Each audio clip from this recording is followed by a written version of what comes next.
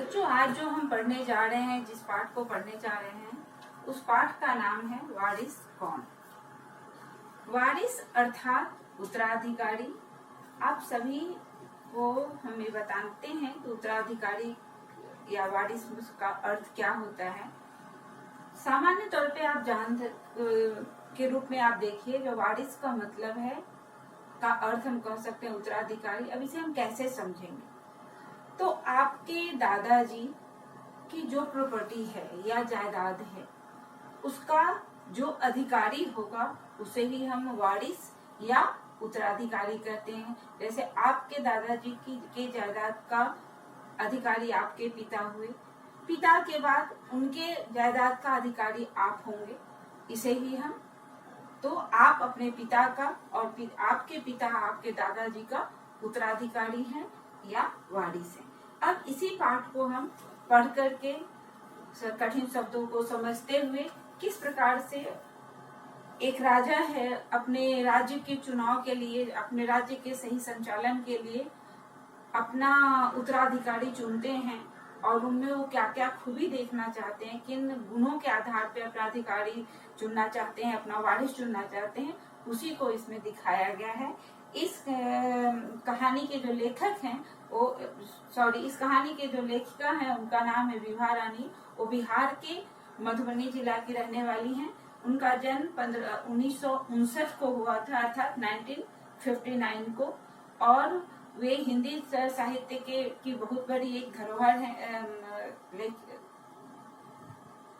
हिंदी साहित्य की एक बहुत बड़ी लेखिका हैं। वो संगीत भी लिखती हैं, गीत भी लिखती हैं मैथिली में, प्लस कहानी, नाटक, इस तरह की बहुत सारी रचनाएं वो करती हैं।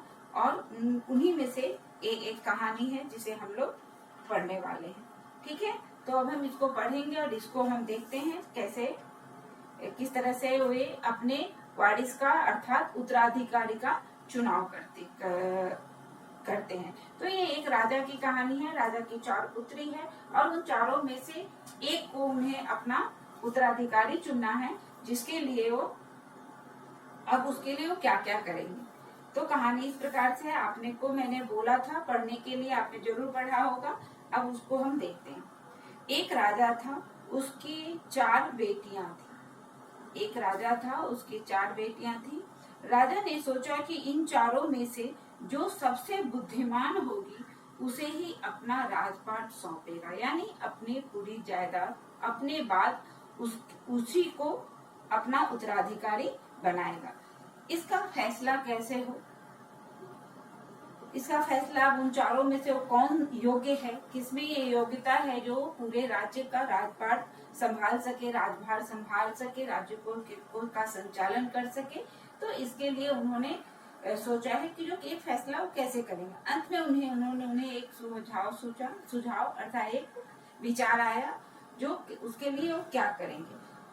उसने एक दिन चारों बेटियों को अपने पास बुलाया, सभी को गेहूं के 100-100 दाने दिए और कहा, इसे तुम अपने पास रखो। 5 साल बाद जब मैं इसे मांगूंगा तब तुम सब मुझे वापस कर देना। अब यहाँ पर जो राजा है वो एक 100-100 दाना चारों बेटियों को वो देते हैं गेहूं का, और कहते हैं 5 साल के बाद मैं इसे आपसे वापस लूंगा। अब ये सोचना उन चारों लड़कियों को है कि 5 साल के बाद इन्हीं दानों को कैसे सुरक्षित रखेगी और कैसे वे अपने पिता को वापस करेंगे। गेहूं के दाने लेकर चारों बहनें अपने अपने कमरे में लौट आई। बड़ी बहन ने उन दोनों दानों को खिड़की के बाहर फेंक दिया। उनकी जो 4 बहन थी, उनमें जो सबसे बड़ी बहन थी, उसने खिड़की के बाहर दानों को फेंक दिया। उसने सोचा आज से 5 साल बाद पिताजी को गेहूं के दाने, इन दानों की याद रहेगी। उसने ऐसा सोचा, जो पिता ने जो दाने मुझे दिए हैं, क्या 5 साल के बाद ये दाना लेना पिताजी को याद रहेगा? इसलिए ऐसा सोचकर उसने उन दानों को फेंक दिया। उन्हें उसे संभालना जरूरी नहीं समझा।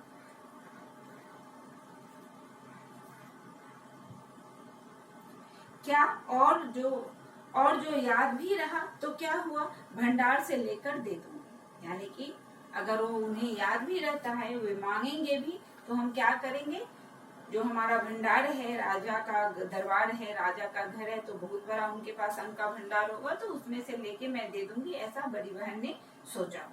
दूसरी बहन ने उन दानों को चांदी की एक डिब्बी में डालकर उसे मखमल के थैले में बंद करके सुरक्षा से अपनी संदूकची में डाल दी।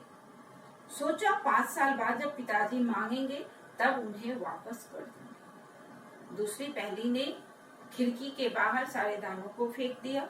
दूसरी ने उन दानों को बहुत ही अच्छे तरह से संभाल कर रखा। 100 दानों को एक चांदी की डिब्बी लिया, उसमें डालकर उसे फिर मखमल के एक थैले में डालकर और संदूकची जो सामान रखने का एक बक्सा होता है, काठ का बना होता है, उसमें डालकर उन्होंने उसे सुरक्षित रख लिया। तीसरी बहन बस सोचती रही कि क्या करूं। चौथी छोटी बहन तनिक बच्ची थी, वो बहुत छोटी थी, सबसे छोटी थी। शरारतें करना उसे बहुत पसंद था।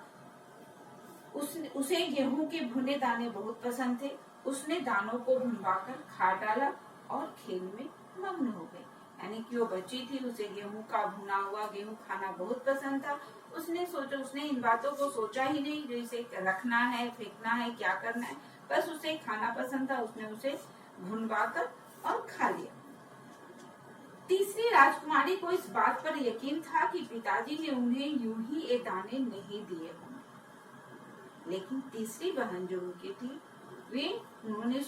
उसने सोचा कि अगर पिताजी ने दाने दिए हैं तो इसके पीछे जरूर कोई न कोई कारण होगा या राज होगा, जरूर इसके पीछे कोई मकसद होगा। पहले तो उसने भी अपनी दूसरी बहनों की तरह उसे सहेज कर रख देने की सोची, लेकिन वह ऐसा न कर सकी। 2-3 दिन तक वह सोचती रही। फिर उसने अपने कमरे की खिड़की के पीछे जमीन में वे दाने बो दिए। वे जिस कमरे में रहती थी उसके पीछे गई और उन्होंने देखा वहाँ जमीन था, उसको उन्होंने तैयार किया होगा और उसमें उन दानों को बो दिया, वो 100 दाने। समय के साथ वो अंकुरित हुए, अंकुर फूटे, पौधे तैयार हुए, दाने निकले। राजकुमारी ने तैयार फसल में से दाने निकले और फिर से वे बो दी। जब पहली बार 100 दाने को उन्होंने बोया और उसे जो तैयार फिर से गेहूं हुआ, उसे फिर से उसने जमीन में बो दिया। इस तरह 5 वर्ष में उसके पास ढेर सारे गेहूं तैयार हो गए। यानी कि 100 दाने से वो 100 किलो हुआ होगा या 10 किलो हुआ होगा, 10 किलो से वे 100 किलो हुए होंगे। यानी कि 5 साल तक वो उसको सारे दाने जितने भी मिलते गए, एक के बाद उन सारे दानों को बोती गई। पहली बार जो बोया 100 दाने बोए, फिर उसने 10 किलो दाने, जो उससे जितने भी दाने तैयार हुए उसे बोया, फिर उसके बाद उससे जो तैयार हुए उसे बोया। इस तरह करके उसने 5 साल में तक उस दानों को बोती रही और वो तैयार होता रहा। 5 साल बाद राजा ने फिर चारों बहनों को बुलाया और कहा, आज से 5 साल पहले मैंने तुम चारों को गेहूं के 100 दाने दिए थे और कहा था 5 साल बाद मुझे वापस करना। कहाँ है वे दाने? पिता ने जो 100 दाने बच्चों को दिया था, राजा ने जो 100 दाने बच्चों को दिए थे, बेटियों को दिए थे, उन्हें वो याद था। 5 साल पूरे हुए और पिता ने अपने बच्चों बेटियों से उन दानों के बारे में पूछा कि कहाँ है वे दाने। बड़ी राजकुमारी भंडार घर जाकर गेहूं के दाने ले आई और राजा को दे दी। राजा ने पूछा, क्या ये वही दाने हैं जो मैंने तुम्हें दिए थे?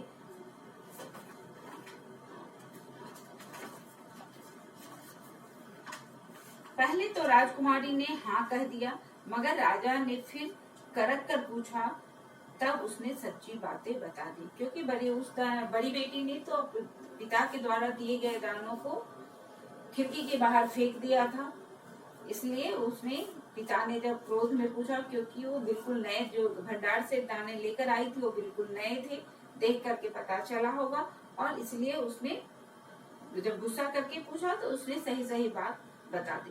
राजा ने दूसरी राजकुमारी से पूछा, तुम्हारे दाने कहाँ हैं? तो उसने अब दूसरी राजकुमारी ने अपनी संदूकची में से मखमल के खोल वाली डिब्बी उठा लाई, उनमें जिसमें उसने गेहूं के दाने सहेज कर रखे थे।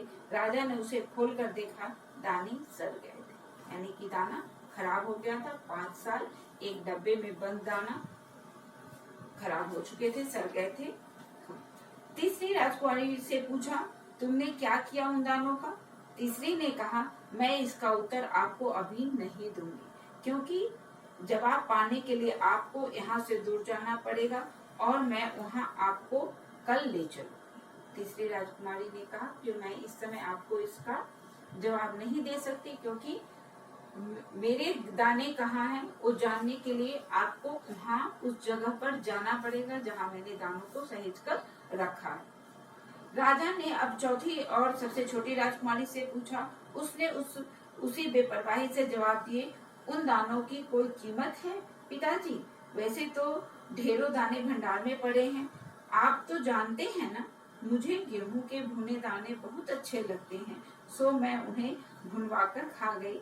आप भी पिताजी किन किन चक्रों में पड़ जाते हैं? छोटी बेटी भी 5 साल में बड़ी हो गई थी। फिर उसने पिता को समझाया कि उसने क्या किया और कैसे किया। सभी के उत्तर से राजा को बड़ी निराशा हुई। चारों में से अब उसे केवल तीसरी बेटी से ही थोड़ी उम्मीद थी, क्योंकि बड़ी बेटी ने उन दानों को क्या किया था, खिड़की के बाहर फेंक दिया था। उसने अपनी कोई बुद्धि नहीं लगाई, जो एक बार में नहीं सोचा कि पिता ने जो एक दाने दिए हैं इसकी कोई आवश्यकता होगी या क्यों दिया, इस पर विचार नहीं किया। दूसरी बहन ने उसे सहेज कर रखा, लेकिन वो सुरक्षित नहीं रखा।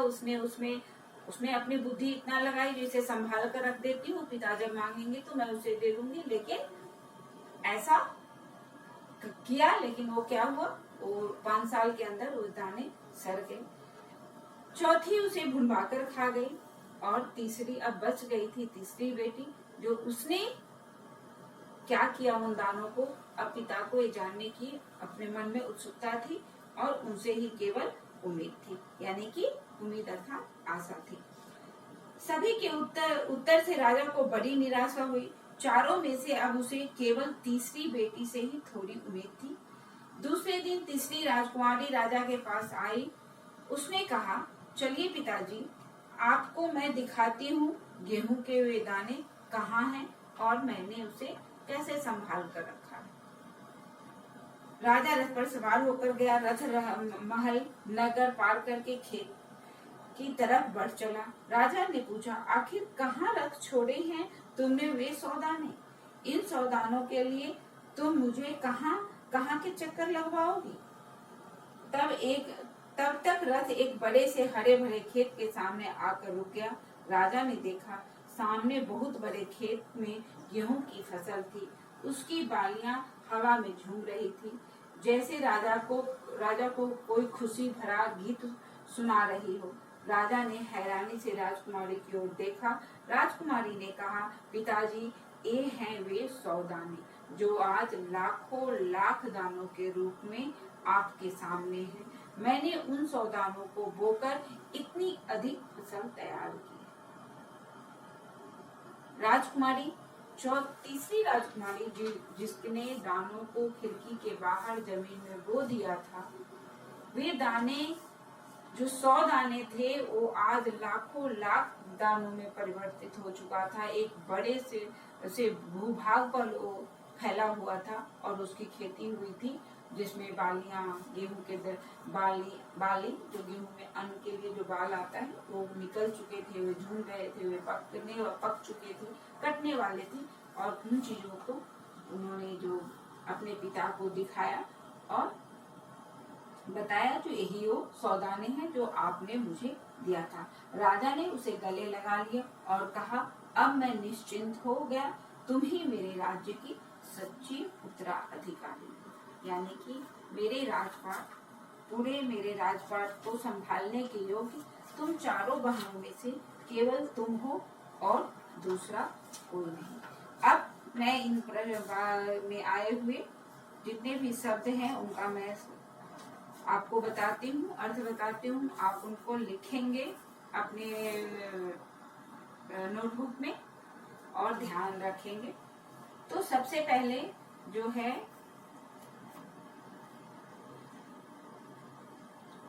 बुद्धिमती यानी कि बुद्धिमान, बुद्धिमती अर्थात बुद्धिमान। बुद्धिमती इसमें अति प्रत्यय लग करके बुद्धिमती बन गया है अर्थात बुद्धिमान। राजपाट यानी कि जो वैभव था, राजा का जो वैभव था वो। उपाय यानी कि सुझाव, उपाय यानी कि सुझाव।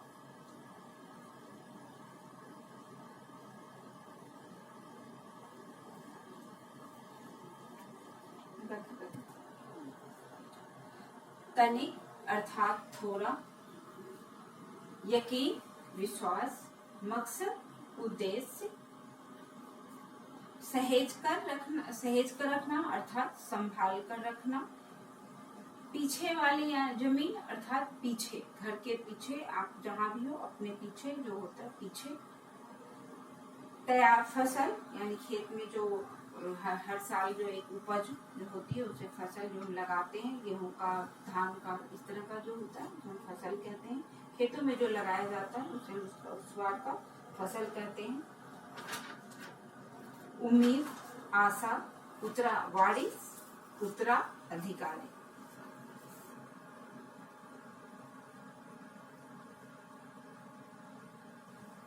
इस तरह से आपका एक कहानी था जिसमें एक बुद्धिमान गुण राज को संभालने के लिए किस तरह का से किसी को चुनाव किया जाता है उसको इसमें दिखाया गया है। साथ ही विभा रानी ने इसमें के द्वारा ये भी बताया गया है कि इसमें हमेशा हमारे जो राज्य या परिवार का जो वारिस होता है, उत्तराधिकारी होता है, वो पुत्र हुआ करते हैं। लेकिन यहाँ पर एक पुत्री का चुनाव किया गया है कि राज्य के का उत्तराधिकारी बनाने के लिए। अब इसमें आपके प्रश्न उत्तर भी दिए गए हैं और उन सारे प्रश्नों को आपको खुद से करना है। सबसे पहले तो एक वाक्य का जो मैं प्रश्न दे दूंगी उसे आपको करना है। तो एक राजा की राजा की कितनी पुत्रियां थी? राजा की कितनी पुत्रियां थी? राजा ने पुत्रियों को क्या दिया? राजा ने पुत्रियों को क्या दिया? तीसरा राजा पुत्रियों का क्या देखना चाहते थे? राजा पुत्रियों का क्या देखना चाहते थे? बंद करो। प्रश्न नंबर 4, राजा ने अपनी पुत्रियों की क्या परीक्षा लेने के लिए क्या किया? कौन सा उपाय अपनाया? चारों पुत्रियों ने उन गेहूं के दानों को क्या किया? प्रश्न नंबर 5, चारों पुत्रियों ने उन गेहूं के दानों को क्या किया? तीसरी राजकुमारी ने गेहूं का क्या किया? तीसरी राजकुमारी ने गेहूं का क्या किया?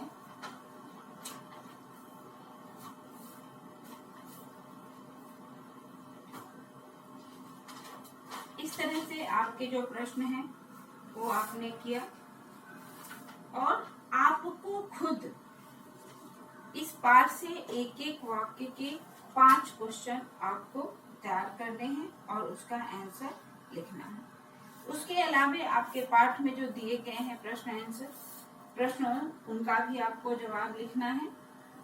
जैसे गेहूं के दानों का बहनों ने क्या किया?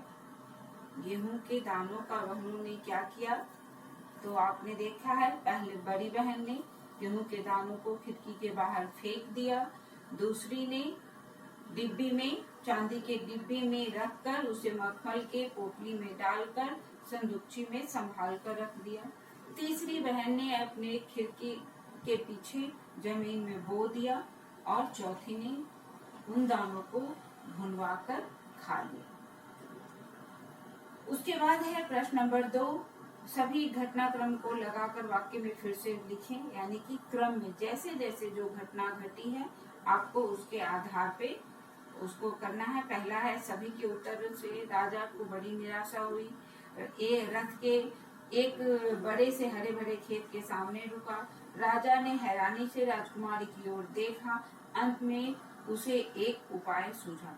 अब ये किस क्रम में आएगा, ये कहानी पढ़ के आपको इसे लगाना है, ये आपको खुद ही करना है। परिणाम लिखो।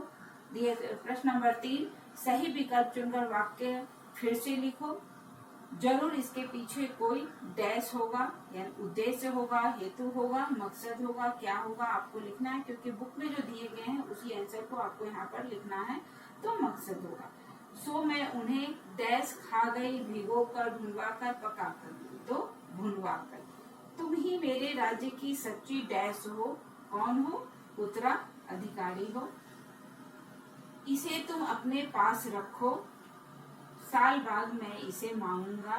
4, 4, 7, 5, यानी कि 5 साल बाद इसे मैं मांगूंगा। परिणाम लिखो। गेहूं के दानों को बोने का परिणाम क्या हुआ? सभी के उत्तर सुनकर राजा पर हुआ परिणाम, राजा पे क्या, अपनी बेटियों ने जो जवाब दिया उसका राजा पर क्या परिणाम हुआ, क्या असर हुआ, राजा दुखी हो गए, खुश हो गए, क्या होगा वो आपको पढ़ के लिखना है।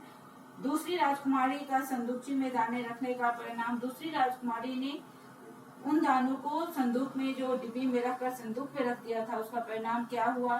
दाने बढ़ गए, ज्यादा हो गए, कम हो गए, खसर गए या अच्छे रहे, वो लिखना है। पहली राजकुमारी को करक कर पूछने का परिणाम, जब पहली राजा ने 5 साल बाद अपनी राजकुमारियों से उन दानों को मांगा तो पहली राजकुमारी ने जब दाने भंडार से लाकर गेहूं के दाने दिए तो पिता ने करक कर जब पूछा तो उसने क्या किया, क्या जवाब दिया, वो है। उसके बाद है रचना के आधार पर विभिन्न प्रकार के, भाषा बिंदु से है ये प्रश्न। रचना के आधार पर विभिन्न प्रकार के 3 वाक्य पाठ से ढूंढ कर लिखो। ये काम इस बार आपको करना है, क्योंकि पाठ के आधार पे आपको लिखना है और रचना के आधार पे वाक्य के कितने भेद हैं, क्या क्या है, वो मैं अगले पाठ वीडियो में मैं बनाकर आपको भेजती हूँ और फिर आपको उसका पूरा डिटेल होगा। अगर कोई कमी हो तो आप इसको मेरे कमेंट बॉक्स में लिखेंगे, मैं उसका जवाब दूंगी। कुछ भी अगर सही या गलत जो आपको लगता है, और अगर आपको पसंद आता है तो अपने दोस्तों तक भी इसको शेयर कर देंगे। Okay, thank you.